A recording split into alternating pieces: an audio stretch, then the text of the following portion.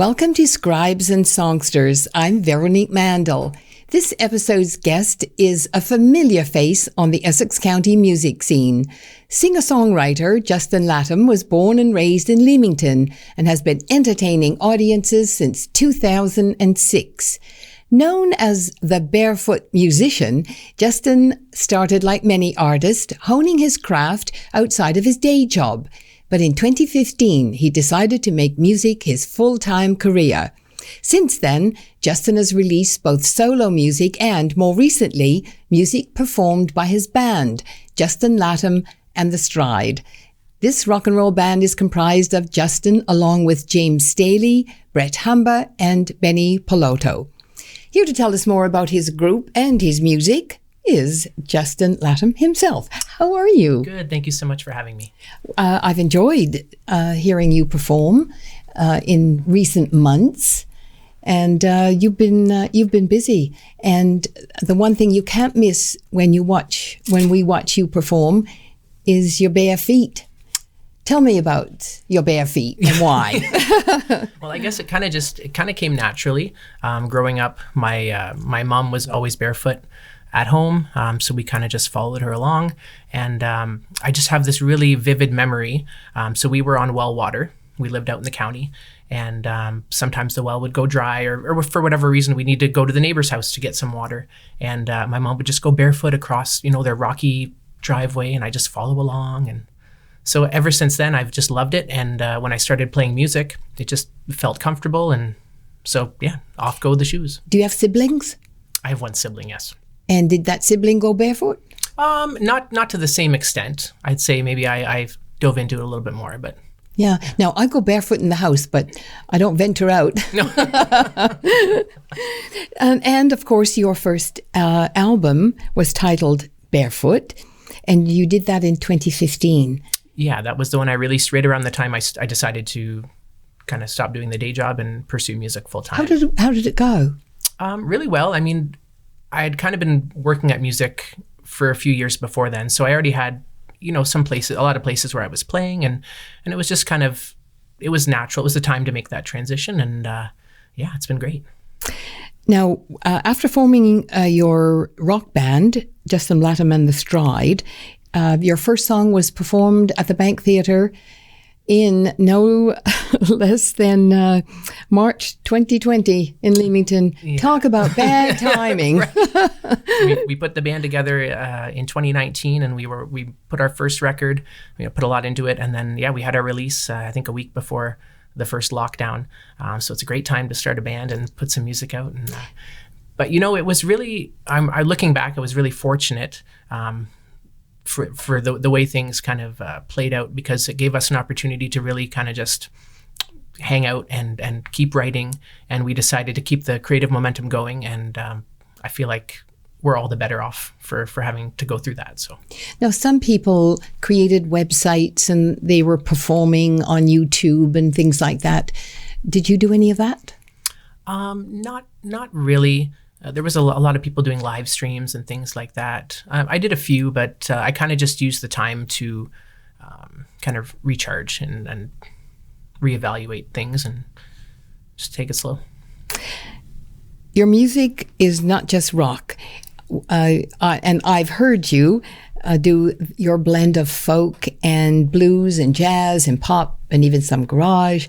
Who are your influences? Oh, man, it's all over the place. My favorite band is the Beatles. Growing up, I devoured their catalog, and it's kind of like a crash course in songwriting when you listen to all their records. Yeah. Leonard Cohen is also one of my favorites. But on the rock side, like, my parents had just a fantastic record collection, Zeppelin and Pink Floyd and just lots of good stuff. So yeah, lots of good stuff. Certainly an eclectic mix. Yeah, a lot of variety. And we try to bring that to the band when we're writing songs. We try not to be nailed down by, we call ourselves a rock band, but we incorporate all those different elements and just try to see what kind of feels natural and diverse and explore that. I also understand that you've performed with your father, Rick? Yeah, I do. Yeah. So for a lot of my solo shows, my dad plays along with me, and that came about naturally as well. I started performing at bars when I didn't have my license, when I was a teenager, and my dad was a big supporter, and he would be my roadie and help me with the gear and drive me to and from gigs. But he ended up just kind of sitting there drinking beer. So I thought, well, he knows how to play, so why don't you come play and drink beer, and we can have fun. Now, did he have much of an influence on your music? Yes, he had a huge influence. Like the reason I got my first guitar was because my dad, he always had a guitar around, but he didn't play it a lot when we were kids because he worked a lot. But then he was always creative. Like he drew, he made T-shirts, photography. So kind of just that creative drive, I think, was what was most inspiring. Not just particularly music, but just his overall attitude towards creativity. Now, you had one sibling, but you have 5 children. I do, yeah. And so how does music fit into your life and their lives? They all love music. We have a wide range of tastes in our in our house. Anything from rock to dance music to pop, just everything. So, yeah. Do they play music? Yeah, a couple of them play the flute. One of them was drumming for a while. They all like to sing. So yeah, little music comes out in all different kinds of ways. What about your wife? She doesn't sing anymore, but she is an excellent vocalist. And she actually, before she's doing what she's doing now, she did go to university and she has like a vocal degree. So she's also been a great support and kind of helped me out along the way too. So the first thing that I think of is, how come you didn't sing as a family? Yeah, I mean, you could have become the new Von Trapps of Windsor. Couldn't afford the tour bus, really. Not like the Partridge family. One day maybe. So we're going to take a listen to one of the songs released this year that actually has become your signature song. But tell me a little bit about the song we're going to listen to. We're going to listen to Stride On. Yeah, so this song, so we released our first CD in March of 2020. And then when we kind of got back into writing and stuff, we just tried to keep a positive attitude despite having nowhere to play and really nothing, nowhere to go with the music. We just wanted to stay positive, and Stride On kind of became that song, and we're kind of just putting one foot in front of the other. And I mean, we've had lots of speed bumps along the way, but we're kind of just going along. And in fact, it could apply to almost any number of bands over these past 2 years. Yeah, it really could. A lot of people have had to just kind of stay as positive as they can and keep working, and even with no immediate reward. We're kind of just writing and hoping that eventually we'll be able to put it out, and now we can. So, all right, here it is, Stride On.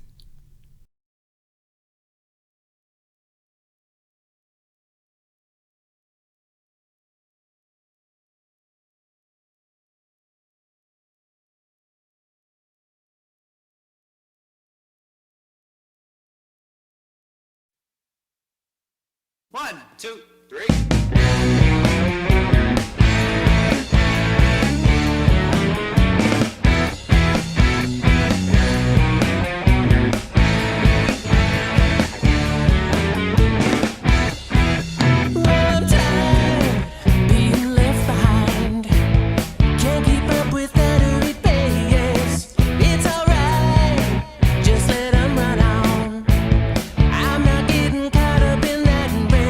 I'm gonna put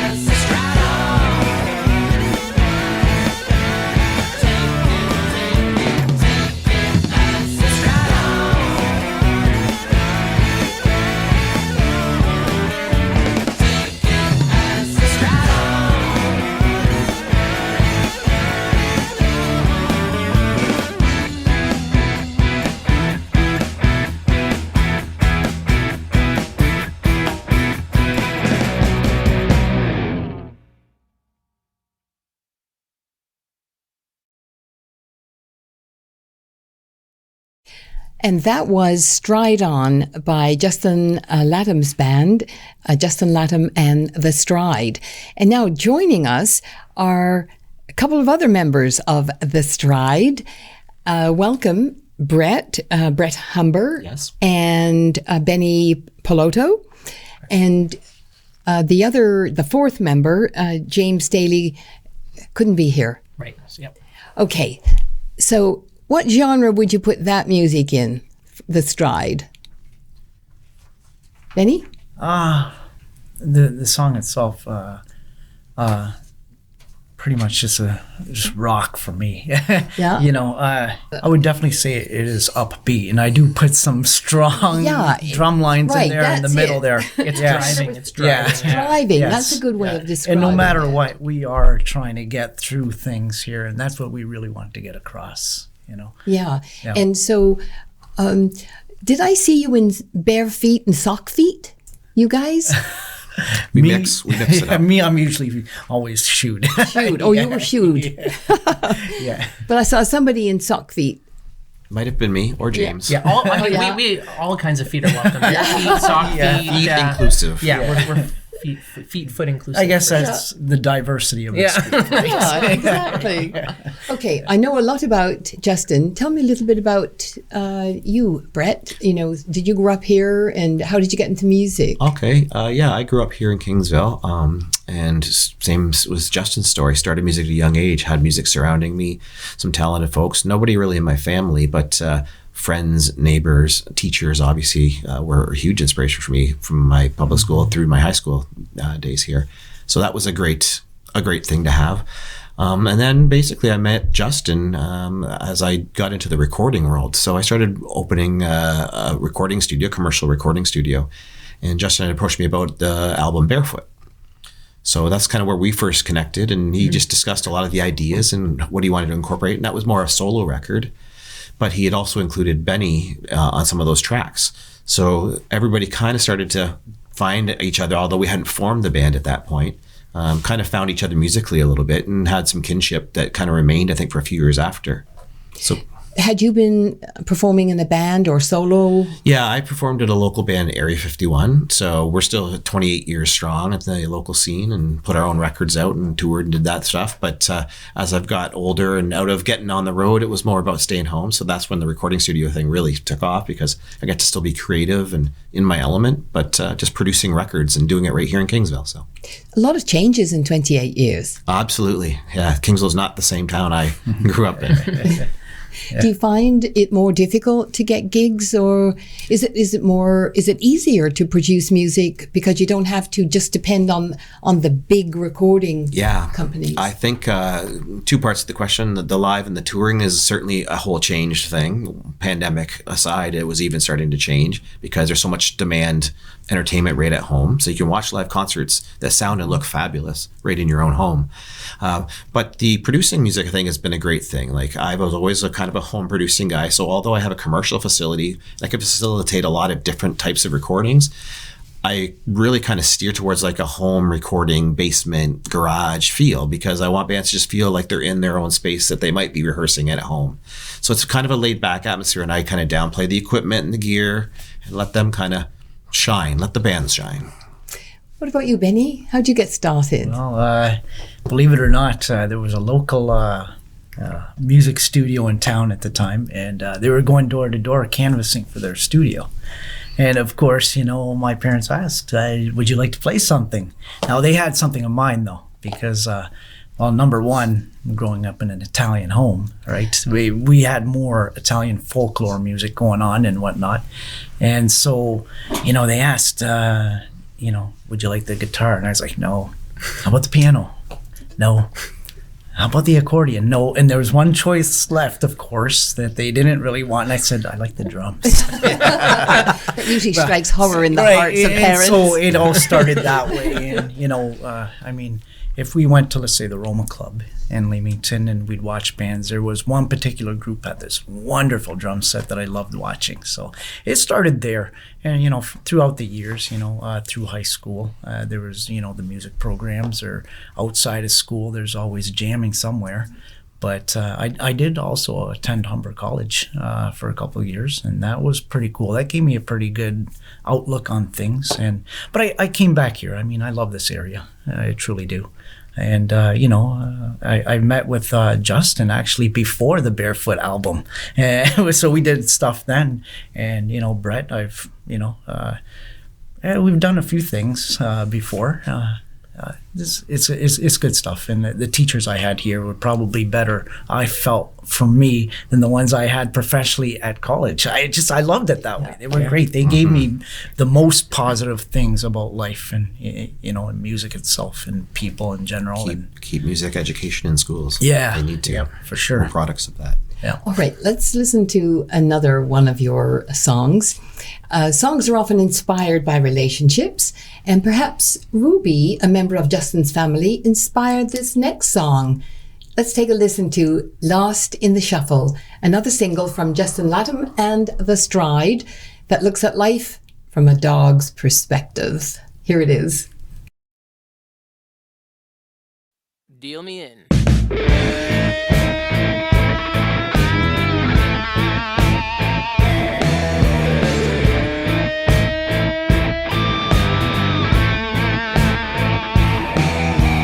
Same old story, same old rhyme. Give you my 2 cents when I owe you a dime. Little more time is all I need. Still got an ace hidden up my sleeve. Sometimes there ain't no way to get out of trouble. Caught up in the hustle, lost in the shuffle.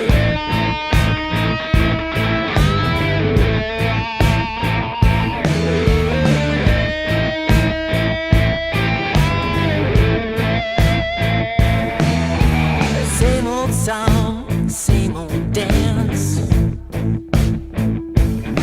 A little poker face and sleight of hand.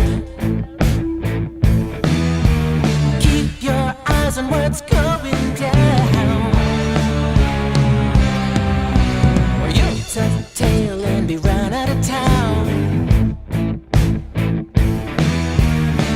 Sometimes there ain't no way to get out of trouble. Caught up in the hustle, lost in the shuffle.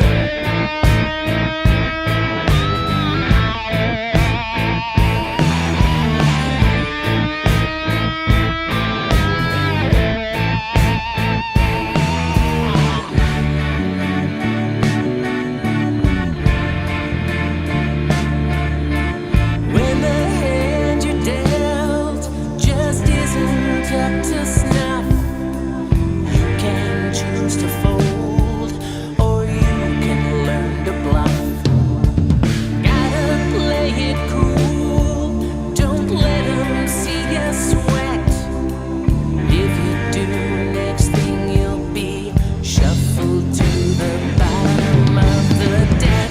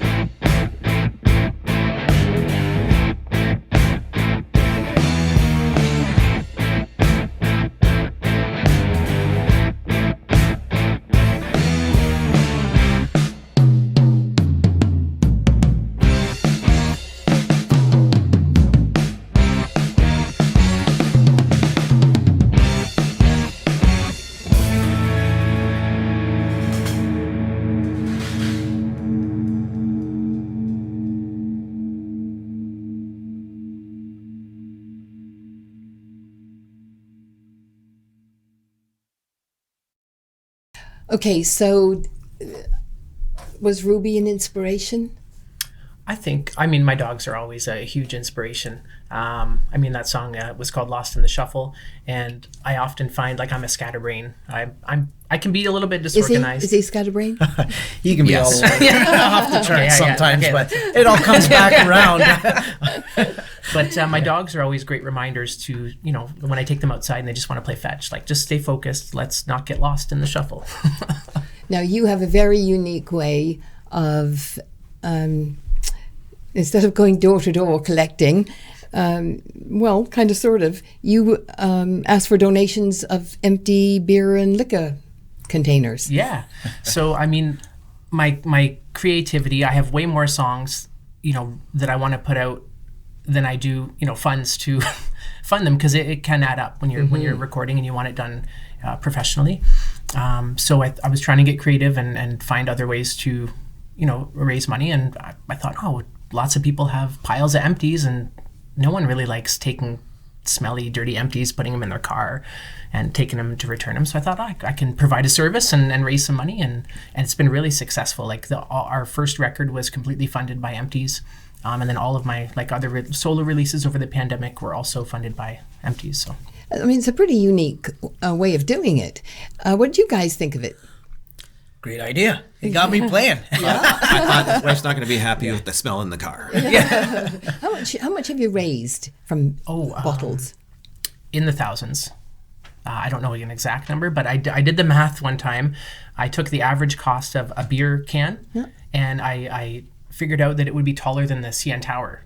Is how many empties we raised when we did the record, our last record. So That's thousands. yeah, so just picture the CN Tower of empties, and that's what you get. Yeah. How cool. Yeah. Are you still doing it? Yeah, it's an ongoing thing. yeah. And there's a new Facebook group called Empties for Recording, and we kind of use that as a hub for updates and band content and all that stuff too. We've now got business donations and restaurant donations. And people have really bought on board with the idea. It's unique. Lots of community support. It's been just wonderful. It's a service, and it's given something back to your arts community. It certainly is unique. Did it just come to you? I think it probably came out of a conversation. I was up in Toronto, and I played a show with another songwriter. His name is Kevin Quain, and he's just fabulous. But he talked about a musician he knew that collected Canadian Tire money to fund their album. So that got me thinking, like, what can I do that's outside the box, because people do want to support, the arts and stuff, but it is kind of a hassle to always be like, can I have money? Can I have your money? It's really hard to ask for money, isn't it? Right. So this way, you're kind of, it's indirect. It's and the people it's really receptive. So. Well, it sure is cool. Yes. I had a couple of nephews, and my brother used to take them along the highway in Alberta, and everything they picked up, they could keep. So they used to want to come to his home every weekend, because I guess in Alberta they toss a lot out on the side. So now you're working on another album, Lemonade. Blue Lemonade. Blue Lemonade. Tell me about it. Well, normally our process of things is we just try to focus on a couple things at once lately, and it's been working out pretty good for us. I feel we're more focused. We can put a lot more into it, and that's just part of it. And I think that probably came out of like the pandemic happening, and we had to stop and kind of slow down. Yeah. But yeah, like Benny was saying, like we're hyper focused on a couple songs at a time. So the upcoming project, that's what we're going to do. We're going to focus on songs as we go, and then have the project at the end. So where can people go to hear you, buy your music? Now's the time to say. Yeah. So I've got a website, justinlatam.ca, and I put all our band stuff on there. Also on Bandcamp, you can find our music for purchase. Bandcamp, Justin Latam. Yeah, that's probably the best way. And do you have it? I'm assuming that you have it. If somebody ran into you, you'd have something to sell. Do you have your car trunks full? I do. I've always got some CDs kicking CDs are around. ready. Yeah. Yeah.